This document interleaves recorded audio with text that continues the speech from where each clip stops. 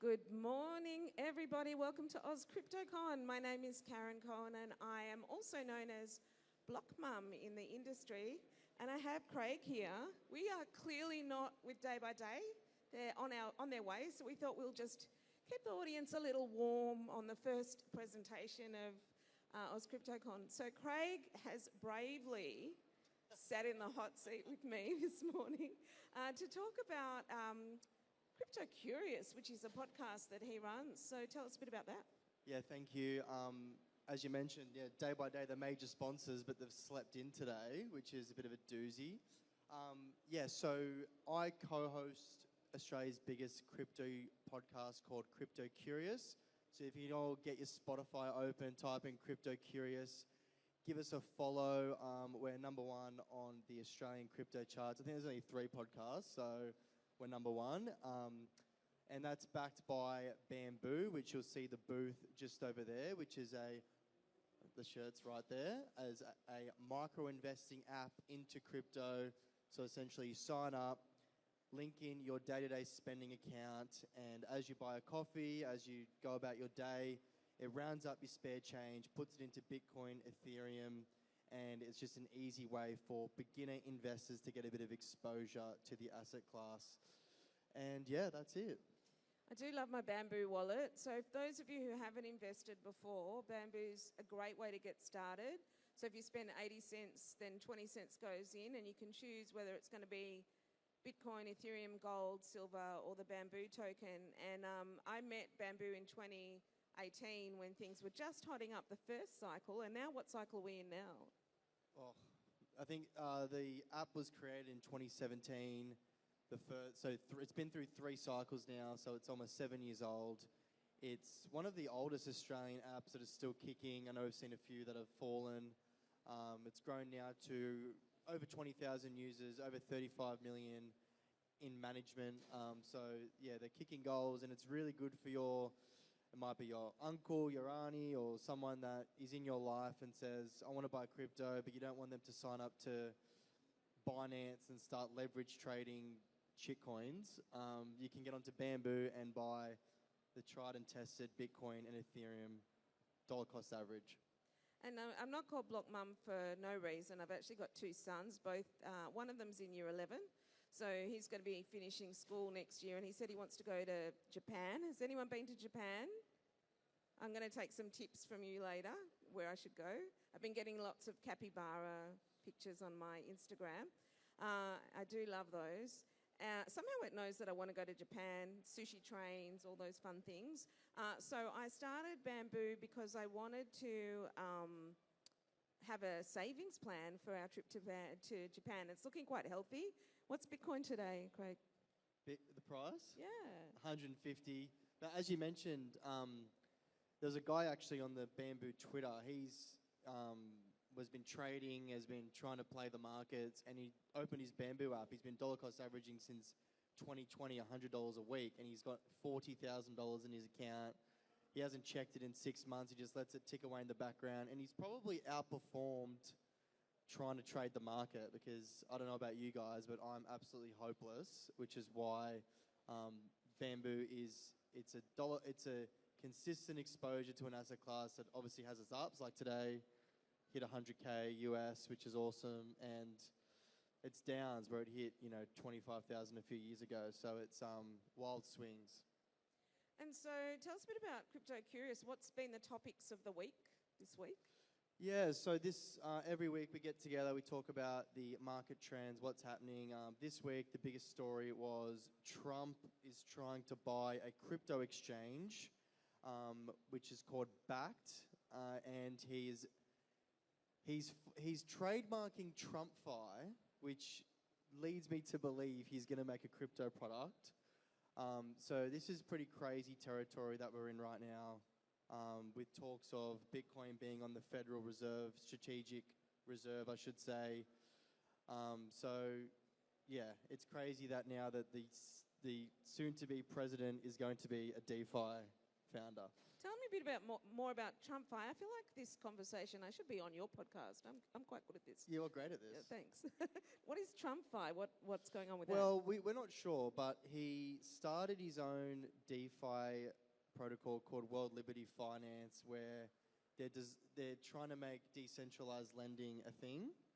So he did a token sale for that, and that's coming out now. And then he's going to buy a crypto exchange, and now he's trademarking TrumpFi. So it just seems to me that he's going to build his digital Liberty Finance, or whatever it's called, into a fully legit crypto exchange backed by a US president. And that is just mind-boggling. It's insane, isn't it? So like a few months ago, crypto was off. You couldn't buy it in the US without, like going to court, and all these things are happening. Everyone's being taken to court. And now you've got a president that is so pro-crypto. The money's going crazy. What do you think is going to happen with blockchain and decentralized dApps? Is it just going to go, are we back in a bull run for those things as well? Yeah, I think, this is totally rumors as well. Trump also is rumored to get rid of capital gains tax for US-based crypto, which is crazy in itself. Can I move there, please? Yeah. What I think is going to happen, well, I think, if you rewind a few years ago, obviously, like, who was around for the FTX debacle?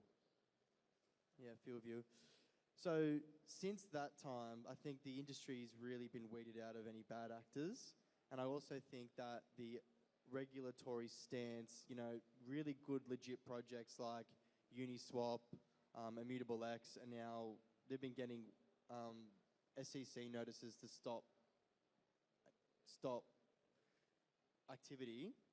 So I think now that we have a president, and Gary Gensler, who is now resigned, is going to be off the SEC board, it's just complete 180 of regulatory favorability. Like, you had now Operation Chokehold, where Elizabeth Warren and those guys were trying to shut down the industry, and even big US brokers like Robinhood stopped listing Solana, which is like the top performer for this year. They took it off. Now they've brought it back on. So it's a complete 180 for the industry. And I think the theme for next year is going to be growth. I think if you're in a crypto app, or if you're in the US especially, these are really generational, favorable environment for you to grow. So yeah, exciting times for sure. And what's the relationship with Trump and Elon Musk and crypto? Like, he's putting him in his parliament. He's got the DogeCoin. Like, what's going on there? Well, I think there is actually a goal to this. I think they want to try to cut the fat of the US government, which is going to be Elon's job. But I also think that Elon just likes Doge. He just loves the meme. He loves the story. He loves that it's like number 5 on the asset chart. Like, he just finds it so hilarious that he's made his personality. And I wouldn't doubt that he starts doing Doge with Tesla. Last cycle he was on SNL talking about Doge, and that was the top of Doge. And now we're talking about a Doge ETF. I heard the other day a Doge ETF could happen. So yeah, I don't know if there's any actual relationship into crypto with Elon. I just think it's a bit of a joke. It's crazy. Who owns meme coins here? Anyone own any meme coins? No one. Oh, a couple. Anything good? What have you got? Bit of Doge. Yeah, and what?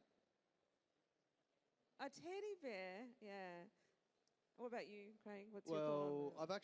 I'm on a meme coin chat tomorrow with Dogecoin, Litecoin, and Ballet Crypto. So you should add that to your agenda. I'm doing a panel with those guys.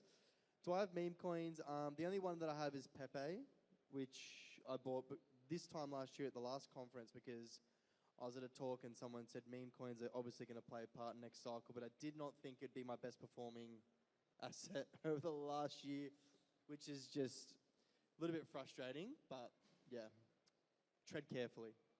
Yeah, I went to a meetup in Gold Coast, and they were talking about this platform where you can, they launch meme coins, and sort of they come and they die, and the same owners just launch them and then kill them.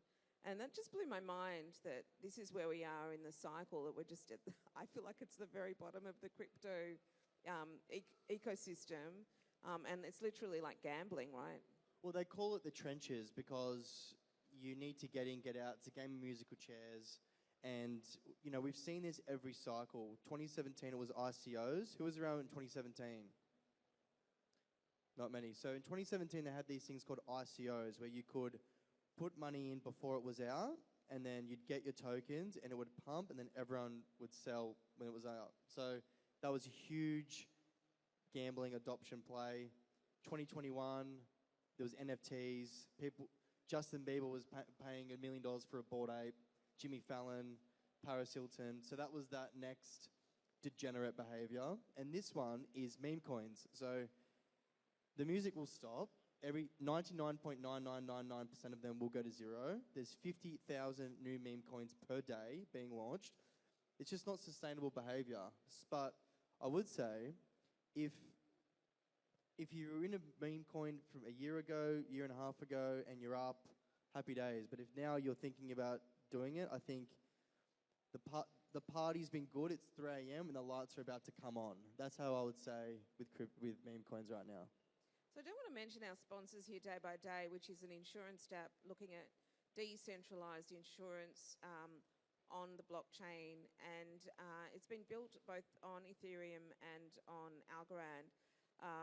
And so, you know, you can buy an NFT which would make you an owner of an insurance policy. So what do you see as the future of NFTs? Like, is it just the pretty pictures, or like, what's the utility coming out of these things? Well, I think that's a great example of a utility with NFTs. I think we're probably far away from the, you know, blue sky thinking that we all thought about when we first heard about it. But I think gaming NFTs make a lot of sense. You know, I play FIFA, I win, you know, I pack Messi. Maybe I want to sell him to someone else and I get the money for that instead of getting fake FIFA coins. There's also one that I loved was ticket sales. Like, instead of getting an actual ticket and reselling it with a, you know, Facebook marketplace where you opens yourself up to fraud, NFTs could be made for ticket sales. And there's also ones just like here as the conference. Like, we all probably lined up, showed our pass, they gave us this. Like, why couldn't we? Should have probably NFT'd the tickets to this conference, really. Yeah, I agree. Don't you reckon? Yeah, absolutely. So I actually thought about that when I was sitting in line. I was like, well, how is this not an NFT yet? Like, that's the perfect example, one of one, only you have it. So I think there is plenty of things. I think we need to gang up on the organisers and make sure that next year Dave there's an Haslock, NFT. he needs to sort that out. And what else are you looking forward to in the market? Like, now we're going to bull. Like, what do you see as the utility of blockchain and crypto coming up? Well, I think, you know, it's the first bull run with ETF, institutional level FOMO. I think the big winners of that will be Bitcoin, ETH, Coinbase. And if Bitcoin does decide to do, and you might be thinking, look, I want to buy Bitcoin, I might be too late. There's other Bitcoin exposures that you can get if you're bullish on Bitcoin. Number one, Coinbase. If the US government decides to buy it, they're going to use Coinbase. Number two, MicroStrategy. That's levered Bitcoin. It's actually outperformed Bitcoin from the lows, MicroStrategy stock. So there's plenty of different ways to get exposure. I think Ethereum, it's lagging, it's taking its sweet time, but it's the only altcoin with an ETF, and I think it's just simple as that. And all meaningful DeFi, all meaningful real-world asset stuff has to be built on Ethereum. It's the most secure, most decentralized. I know Solana's quick. I know it's fun. I know there's a lot of casino gambling on there.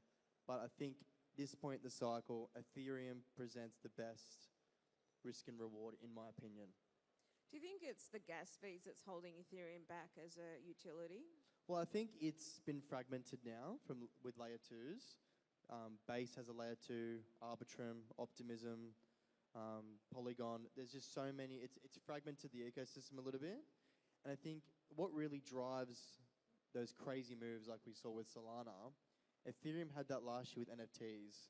So the top of the last cycle for Ethereum was when the Bored Apes did their airdrop. That was the top. So peak retail, peak speculation, peak euphoria.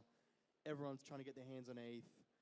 That's when we saw that big blow off top. So I think it's also holding off because no one could have seen these meme coins being such a big part of this cycle. And I think if you're going to trade meme coins, you can't trade on Ethereum. you put $1,000 in, you pay $100 in gas fees. So you're already down 10%. Are we seeing, do you think we'll keep seeing more layer ones or more interoperability between these layer ones coming up in the future? Well, I think the whole idea of cross-chain, there's new bridges that mean that you can send a token from Ethereum to Solana now. They're non-compatible blockchains. So I think EVM compatibility is definitely going to be a thing. There's a new layer one coming out called Monad, which is very hotly anticipated. And they promise to be essentially like an EVM level of Solana. So I think, how many layer ones do we need though? You know what I mean? Like I think I've heard Ethereum killers for 7 years and it hasn't happened yet. So I think maybe there's a place for Solana for the gambling, but I think anything meaningful, real world assets, DeFi, it's either going to be on ETH or it's going to be on a layer 2 version of ETH. Like we saw this with Uniswap. Uniswap now just launched their Unichain, which is a layer 2 on ETH. Sony Gaming, layer 2, their own layer 2. So I think they're just going to use the Ethereum stack and build something to suit them. And let's hope that translates into Ethereum price. Well, you were mentioning Coinbase before. I think there was an event in Melbourne. I think it's doing a bit of a national tour called Stand with Crypto. Do you know anything about that one? Was that the petition? I'm not sure much about it, but it seemed like I had FOMO because I wasn't in Melbourne when it happened. So yeah. Well, I think Coinbase, I don't think this has anything to do with the event, but Coinbase Stand with Crypto initiative is all about people like you and me getting involved in signing a petition and voting for pro-crypto candidates, people who don't want to starve in the industry. And it did work out. I think, over 200 pro-crypto candidates won in the election. So what they're doing is working, and I think Coinbase, they're really they're killing it. I think they've got the ETF custodian, they've got the retail business, and now hopefully they might have a US government as their institutional client, which is just crazy. I would never have predicted that when I joined the industry in 2017, that this is where we are now. What about, its origins was with crypto that we were going to help the unbanked. We were going to move money around the world. Are we just a bunch of crypto bros buying meme coins and making our own shilling? Or have we actually moved the needle for humanity with all of this? Well, I think we have, but I still think it's early. Actual true adoption in Australia, I don't think, we don't actually need full adoption in Australia. Like we have Pay ID, we have a good situation we have here. But countries maybe like Venezuela, El Salvador, countries that they're making handbags out of the notes because they're so worthless, they're the ones that are actually seeing adoption. And I think if you go to El Salvador, this is crazy. I think if you go to El Salvador, or it's Venezuela, I can't remember, and you go to an independent market and you are buying a bag of fruit from an old lady who's been running this fruit stand for the last 20 years, you scan her QR code and you send her Bitcoin. That's what happens there. That's insane. It's insane. Like if you YouTube Bitcoin markets, El Salvador, Venezuela, you can actually see it happening. Like this is crazy stuff. And I think for the West, for us, I think the main proposition is probably decentralized finance. Or if you're running your own business and you have employees or clients that are maybe in, I don't know, maybe they're in Brazil, maybe they're in the Philippines, maybe they're in Russia, and you want to pay them or you want to service them, you can take Tether. Takes 2 seconds, costs nothing. And the alternative is using a Western Union situation where you both have to be KYC'd, you both have to sign up, you pay probably 3 lots of fees. But, do I think we're there day to day? Yeah, probably not. I love the cross-border transactions. I love being able to send. Friend was in Philippines, asked me for USDC, hopped on my Stables wallet, sent it to him, and so easy. Otherwise, you've got all these kind of middle people, banks, their fees, your fees, and some of it just disappears, right? Like I did a transaction where I sent like a few thousand over to Holland. The person on the other end, I paid 40, she paid €20. and €10 went missing. And I went to my bank and I said, well, where's that? And they go, it's not ours. And she went to her bank. They said, it's not ours. So Yeah, somewhere along the way, someone's taking €10 every time you send it to Europe. It's like, that's insane, right? And then what, you got to send it on a weekday. Both banks are open. You do it on a Thursday. Gets there next Tuesday. Like, Tether, instant. Stables is a really good product, by the way. I'm surprised that didn't get more of an uptick in the day-to-day, because I think if you haven't checked it out, it's called Stables. You can send Tether, exactly what we're talking about. You get someone's address, you can just flick it to them. You can even pay ID into Tether and then send it off. So it's, yeah, a really good application for sure. I am so thankful for you stepping in the last minute and stepping onto stage. And I couldn't have picked a better person, because you are an encyclopedia of knowledge. So before we end, what are you excited about over the next, like, we're going to meet here again next AusCryptoCon, right? What is going to happen in the next 12 months? What are you excited about? Ooh. I think what we're going to see in the next 12 months, not to be bearish, but we might not be at 100K this time next year. I think right now is euphoria. Maybe we're entering Q4. Maybe the market might come down this time next year. I'm not quite sure. I think the top will definitely be in this time next year. That's my hot take. People think this will go forever. I'm not sure. But I do think what we'll see is the institutional stuff. I think we'll be having conversations around a Solana ETF, maybe a Doge ETF, maybe products where you can get access to the top 50 cryptocurrencies. I think the institutions want more access, so I think we'll be having that conversation next year. And I also think we'll be having gaming, which it's been taking a long time, but I think now games take a long time to build. I think hopefully we'll be having a conversation about the first AAA rated, fully adopted blockchain crypto game. That's my hope. What's your bet? Which game's going to come through? Illuvium, do you think? Well, the issue with these games, and we're getting into the weeds, is the tokenomics are shocking, because they need money up front to pay for these games. They cost a fortune. Illuvium is a great game, amazing graphics, fun to play. The token has not gone up one iota since the start of the bull. And I think it's just sell pressure. It's VCs getting their tokens, selling it into the market, and the innocent gamer is just exit liquidity. So I think unless they fix that, or maybe they need to weed out it all, and then it's all going to come back eventually. But I would say Illuvium, because it's the one that I've played. I played it 2 years ago, and it's an awesome game. I hope it does do well. I can't wait to play it. Is they here today? I don't know. Yeah. All right. Well, thank you very, very much for standing in the last minute. And as I said, your wealth of information. Please come and see us at the Bamboo stand and learn more about our wallet. And thanks to our speaker, Craig. Cheers. Have a great day at AusCryptoCon, guys.